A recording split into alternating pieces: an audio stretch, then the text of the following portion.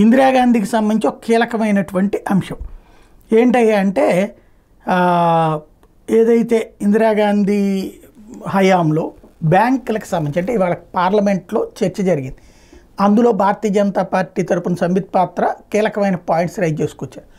Banking sector నాశనం అయిందంటే ఇందిరాగాంధీ టైంలోనే జాతీయీకరణ చేశానని ఒక పక్కన చెప్పి ఆ జాతీయీకరణ ద్వారా ప్రజలకు ఏ ప్రయోజనం చేకూర్చకపోగా బ్యాంకులు తాను ఎవరికి చెప్తే వాళ్ళకి లోన్లు ఇవ్వాలి అన్నటువంటి రూట్లో తీసుకొచ్చారు. దాంతో ఆ లోన్లు తీసుకున్నాడు, అది వాడేసుకున్నాడు.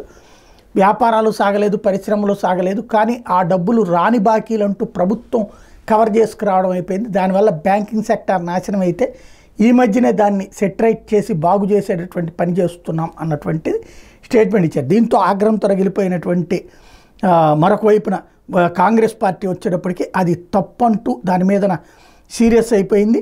ఏదైతే ఇందిర పేరు అట్లాగట్లా మాట్లాడతారు, ఆవిడ ఇందిరాగాంధీ ఎమర్జెన్సీని పక్కన పెట్టి బంగ్లాదేశ్ వారిలో పాకిస్తాన్లో విజయం సాధించింది, అలాగే దేశం కోసం చనిపోయింది. అలాంటి మనిషిని ఎలా తీసుకొస్తారు, ఇక్కడ వివాదాలు ఎట్లా సృష్టిస్తారని ఆవిడ పాకిస్తాన్ మీదన గెలిచిన దాన్ని ఎవ్వరూ ఇక్కడ తప్పుపట్ల, అది గొప్పని కీర్తించారు కూడా.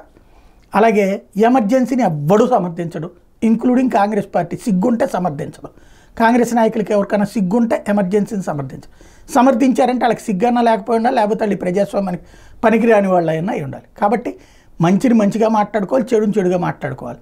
బ్యాంకింగ్ రంగం జాతీయీకరణ చేసిన గొప్పతనం ఆవిడదైతే ఇవాళ అదే బ్యాంకులు సర్వనాశనం అయితే మళ్ళీ వాటిని తీసుకొచ్చి బాగు చేసింది కూడా ఇప్పుడున్నదన్నది వాస్తవం.